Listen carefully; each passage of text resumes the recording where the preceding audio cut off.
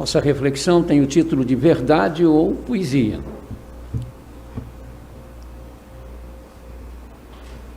Podemos ler juntos? Deus é o nosso refúgio e a nossa fortaleza, auxílio sempre presente na adversidade. Por isso não temeremos, ainda que a terra trema, os montes afundem no coração do mar. Ainda que estrondem as suas águas turbulentas e os montes sejam sacudidos pela sua fúria. Deus nos abençoe a leitura da sua palavra em nossas mentes e corações. Há um texto ainda, isso é bom, garante a promessa, né? Há um rio...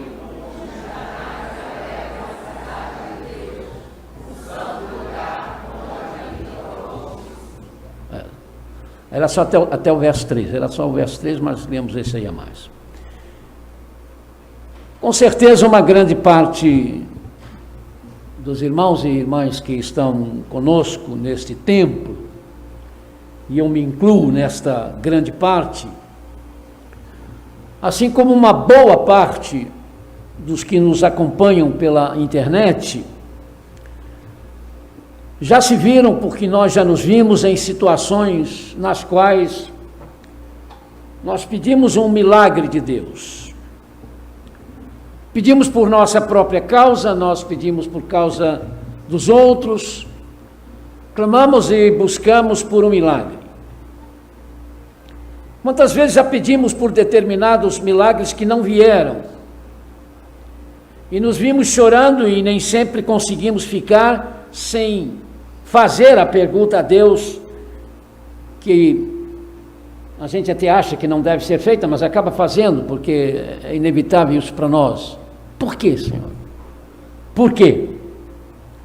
É fácil dizer que, como cristãos, às vezes, algumas vezes e até muitas vezes, nós teremos mesmo de viver sem respostas às nossas indagações.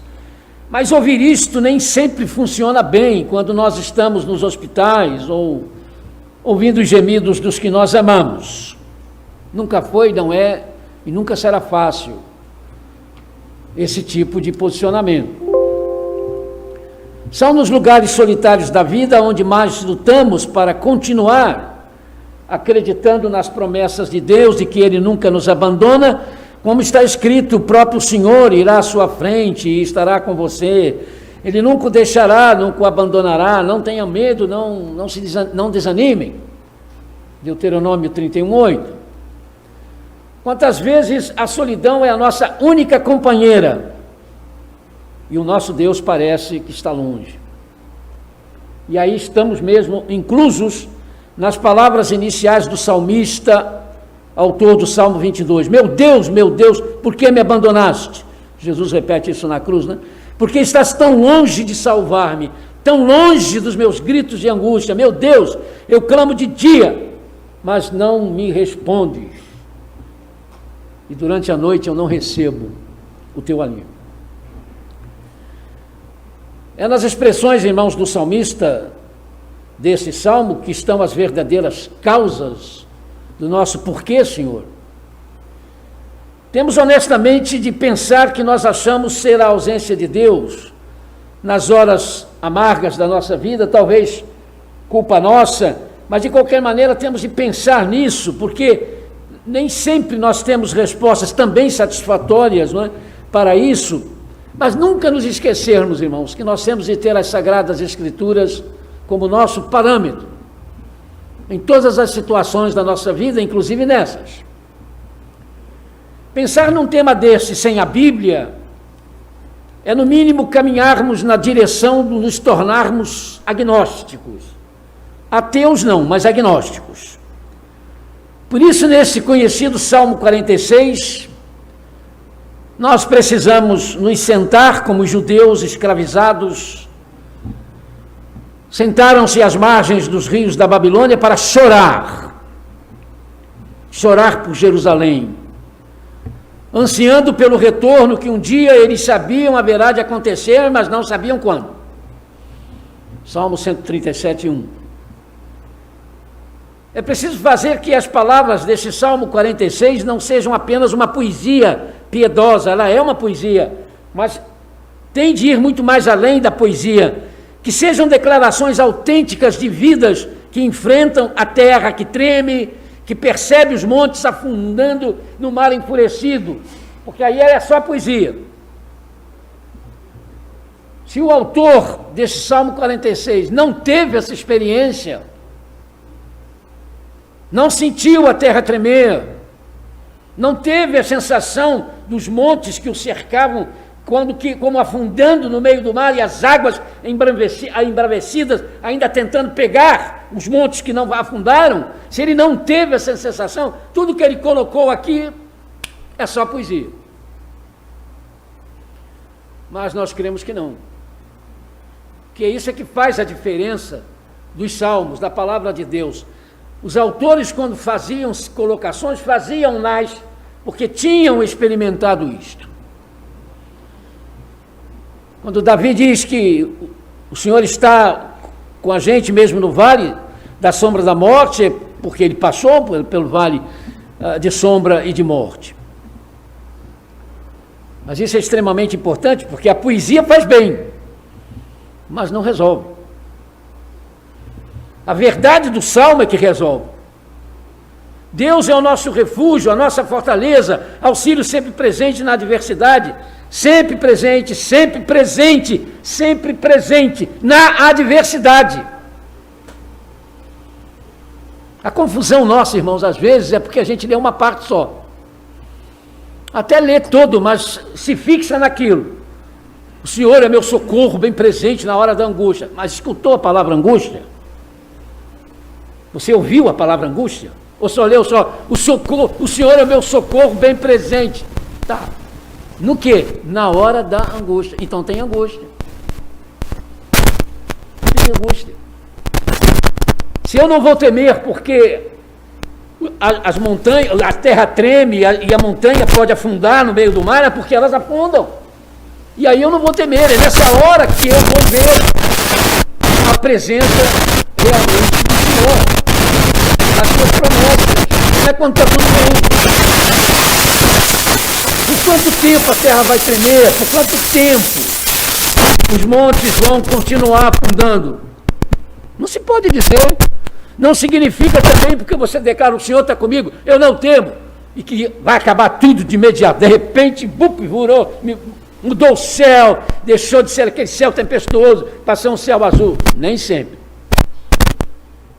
Ainda demora muito. Para alguns demora bastante. Mas o importante é ver a atitude que eu tomei, a sua atitude durante esse tempo. Sempre presente, sempre presente, sempre presente na hora da angústia. Não temos que achar, que pensar que nós podemos ficar sem viver, sem tragédias. Há movimentos hoje, irmão, dito cristão, que ficam insistindo nisso, mas são mentirosos, estão enganando as pessoas, tapeando e deixando as pessoas em crise, porque quando ela entra na tragédia, quando ela entra na crise, ela vai e vai perguntar ao seu líder, por que está acontecendo isso comigo? Você precisa orar, meu irmão. De repente você não está orando. De repente você não está dando dízimo, de repente você não está vindo nos cultos. Todas essas são verdades fundamentais, mas isso não resolve a situação.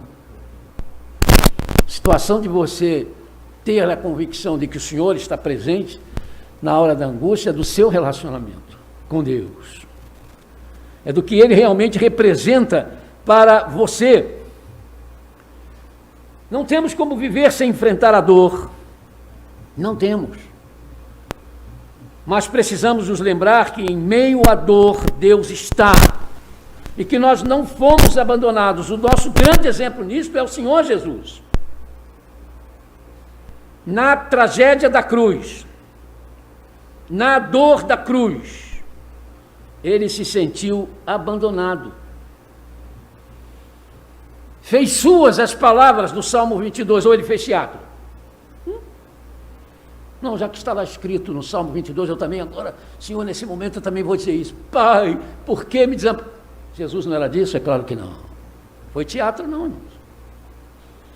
É uma das coisas mais difíceis de você entender, à luz da nossa fé, da nossa convicção de que Jesus era realmente humano, mas nunca deixou de ser Deus. Em momento nenhum ele deixou de ser Deus, mas como é que, como Deus, ele tem que dizer ao Pai: Pai, por quê? Por que me desamparaste? Como ser humano que era, sentiu-se desamparado. Não estava. Mas até isso, a sua natureza humana, de repente embaçou-lhe o próprio entendimento, e ninguém fica escandalizado com isso, porque foi isso que aconteceu, tanto que Paulo diz que ele estava na cruz reconciliando consigo o mundo. Se ele estava na cruz reconciliando o mundo com Deus, Deus não tinha abandonado, mas a sensação era de abandono. A cruz, irmãos, me fascina, apesar de significar tanta dor, tanta humilhação impostas a alguém sem pecado, totalmente sem culpa. Fascina-me porque é nela que encontramos a evidência de que o Deus eterno, soberano, se identifica com a gente. Não há prova maior, irmãos, da identificação de Deus, o Criador, supremo poder, de se identificar com os seres humanos do que a cruz do Calvário.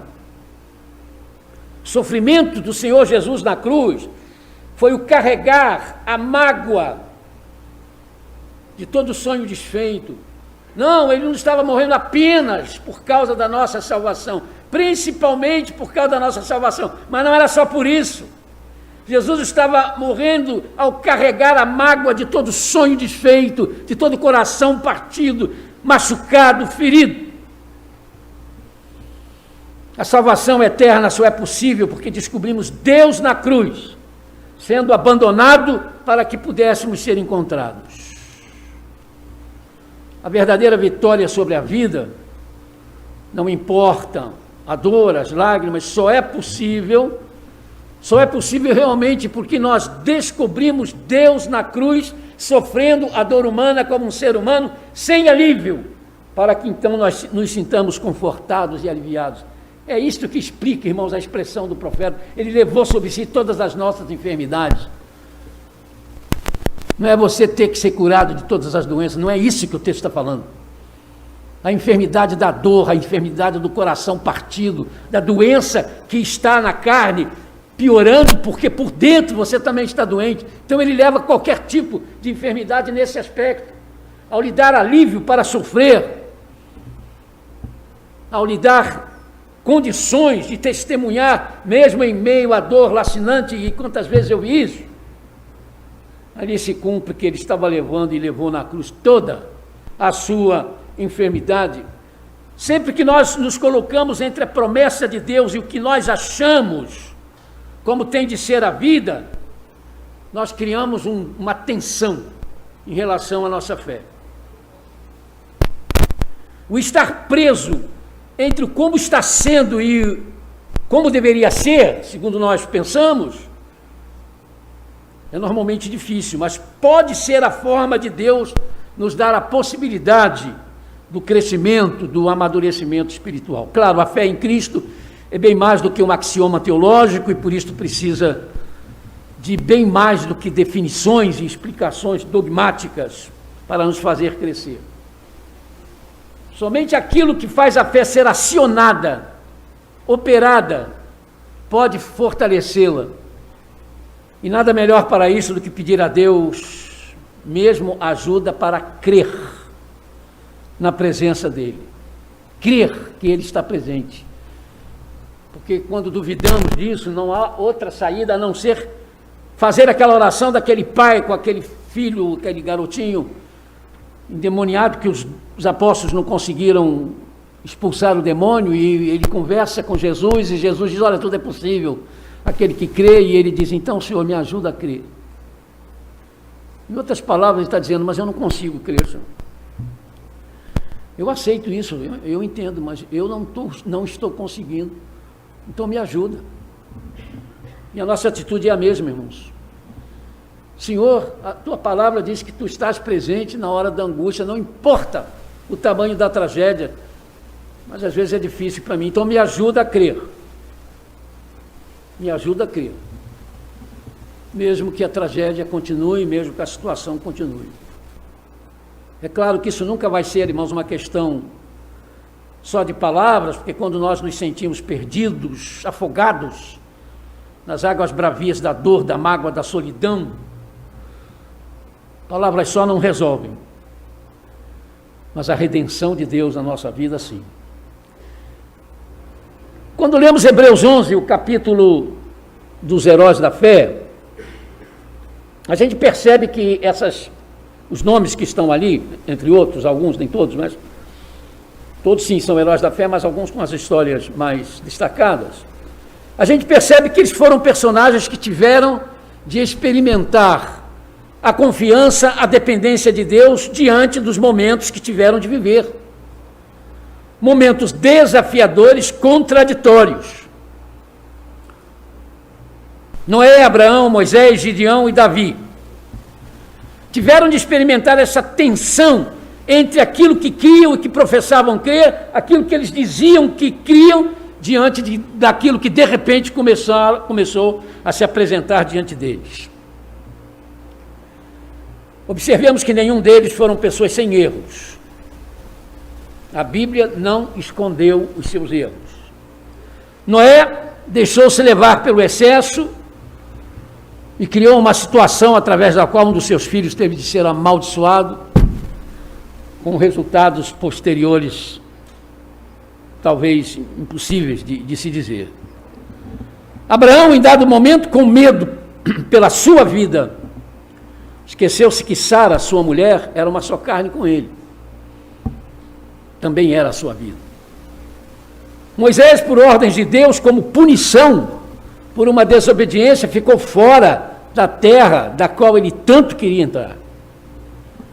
Gideão se complicou quando, depois de toda a sua vitória, resolveu tomar os espólios proibidos, e do que ele fez, ele incentivou a idolatria, porque as pessoas autorizadas a pegar os espólios começaram a usar aquilo para fazer outros deuses. Davi teve os seus pecados, que lhe trouxeram enormes sofrimentos, sobejamente lembrados, mas nenhum deles abriu mão de ter Deus como seu Deus único e verdadeiro. Nenhum deles deixou de buscar a misericórdia de Deus, porque criam nele, e por isso Deus os usou poderosamente, porque também buscaram a Deus de todo o coração como socorro bem presente na hora da adversidade. Suas falhas são lembradas não para incentivar o erro, mas para mostrar que não é verdadeira a teoria, seja bonzinho, seja boazinha, e Deus vai te abençoar. Irmãos, todos nós somos pecadores e pecadoras, pecadores perdoados, resgatados pelo sacrifício de Jesus na cruz, mas pecadores, e pecadores que sem dúvidas colhem os frutos dos seus erros. Nós colhemos sempre os frutos dos nossos erros. Porque mesmo como pecadores, nós podemos, por amor a Jesus Cristo, buscar, querer, lutar para sermos perfeitos. Este nosso buscar, querer, lutar, quando ele é honesto, ele começa a se tornar no caminho da santidade, na nossa rendição à pureza de Deus. E isso faz com que Deus venha até nós e nós começamos a experimentá-lo como socorro bem presente na angústia. Por isso diz o texto sagrado, sem santificação ninguém pode ver Deus, sem a santidade ninguém verá a Deus. Não poderá ver o presente com a sua vida fora dos planos ou dos preceitos ou das ideias que Deus tem para aqueles que o servem. Você pode ser crente, salvo, e não está vendo Deus na sua vida, né? E quantos de nós estão vivendo essa tragédia? O salmista nos mostra a segurança divina como socorro, como fortaleza, nos fazendo ver que mesmo quando a vida está sendo uma coleção de tragédias, ele é refúgio e fortaleza. O dia a dia da Ucrânia tem sido um dia a dia de tragédias por causa da invasão russa. Mas as mensagens, irmãos, que nos têm chegado dos nossos irmãos em Cristo ucranianos estão nos fazendo ver isso. Todos os dias eles estão testemunhando tragédias. Mas é o que eles mesmos estão dizendo, estamos vendo sair das páginas da Bíblia e vir em direção a nós, o que o Salmo 86 diz. Deus é o nosso refúgio e fortaleza, socorro bem presente na hora da angústia.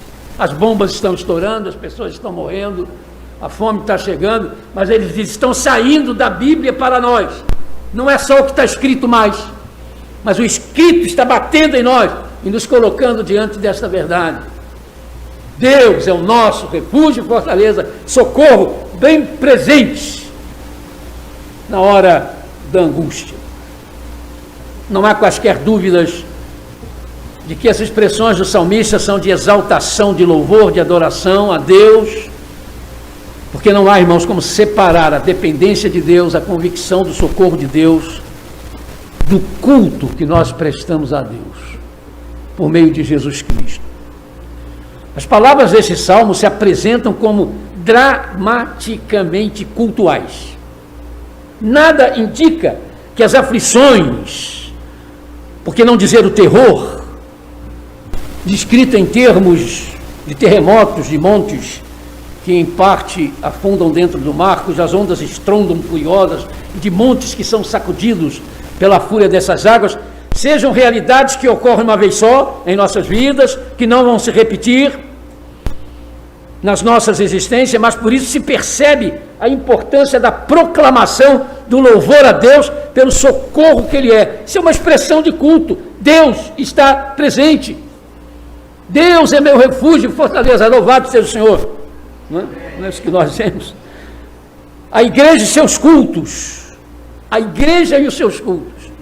O encontro entre os irmãos e irmãs que se reúnem por causa de Jesus. Os cânticos, as orações e o alimento com a palavra de Deus são formas, são maneiras, acreditemos, usadas por Deus em Jesus Cristo pelo seu Santo Espírito, para que percebamos, experimentemos e compartilhemos o fato de ser Ele, de fato, nosso refúgio, fortaleza e socorro presente nas adversidades.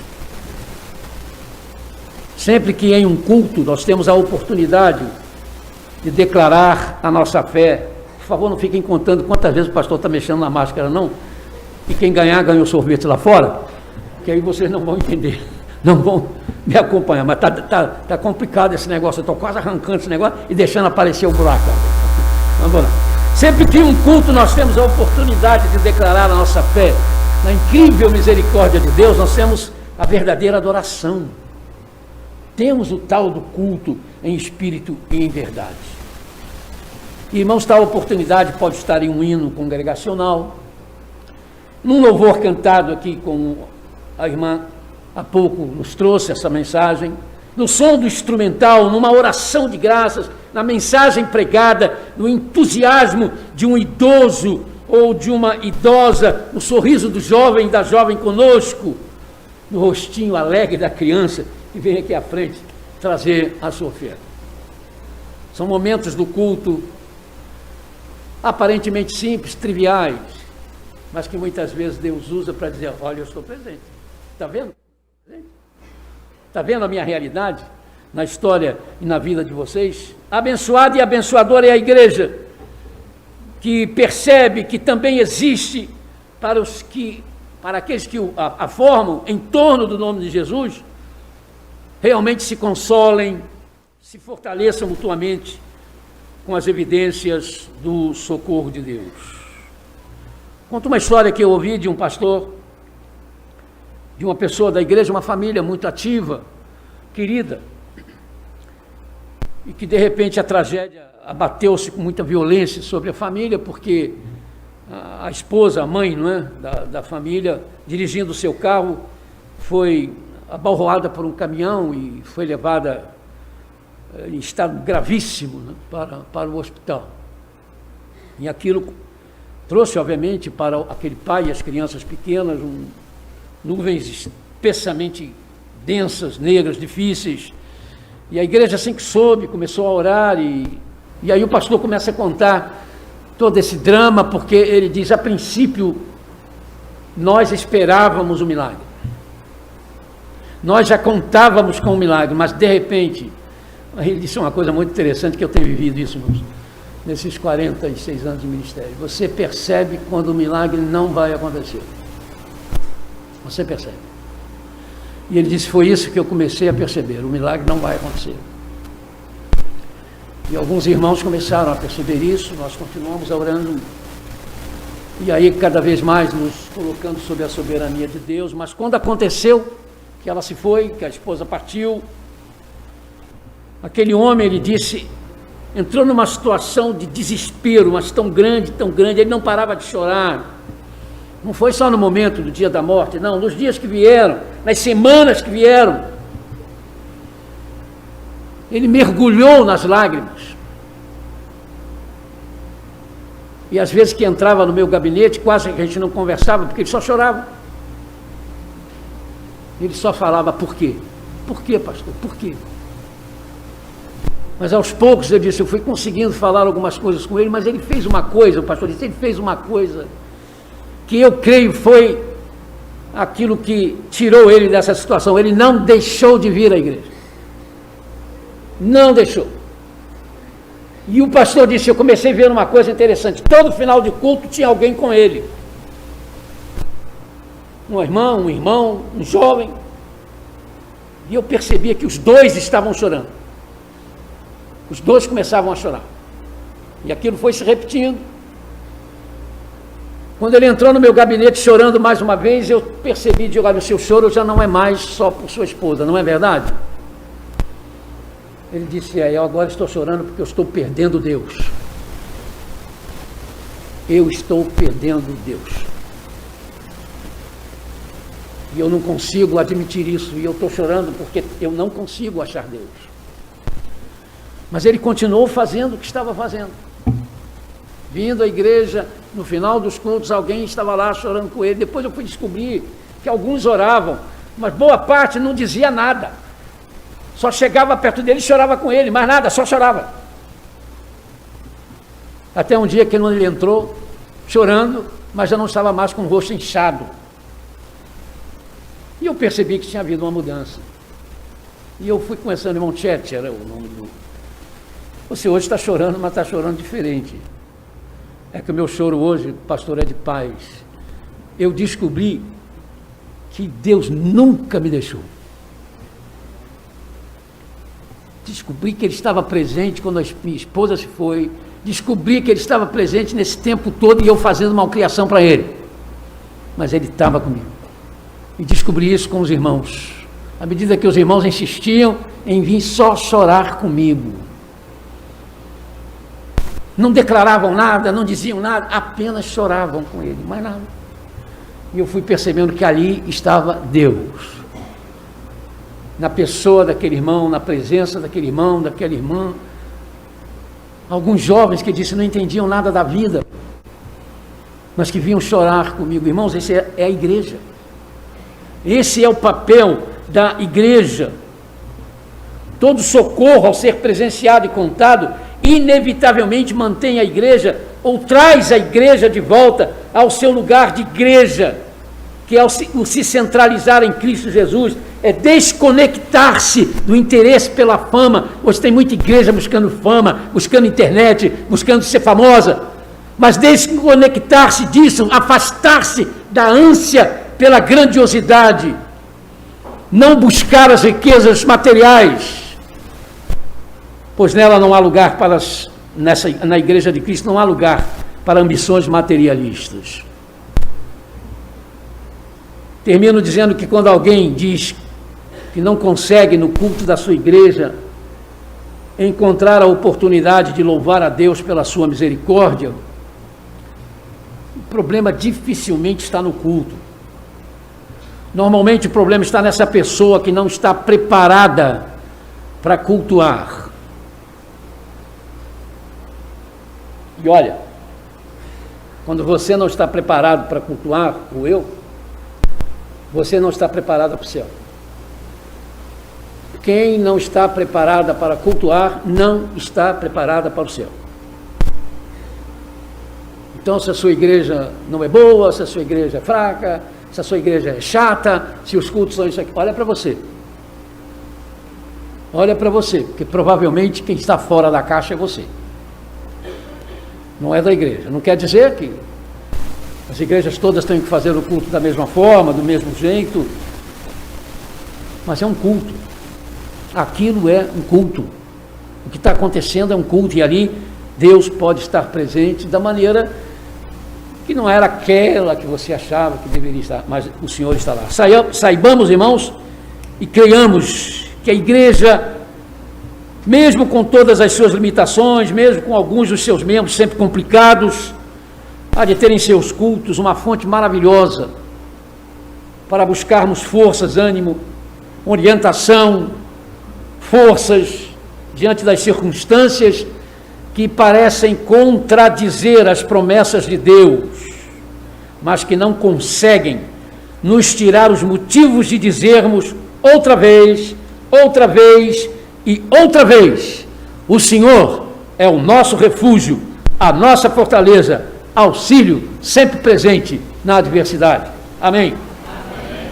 Magnífica poesia, sim, mas uma verdade muito mais do que extraordinária. Amém.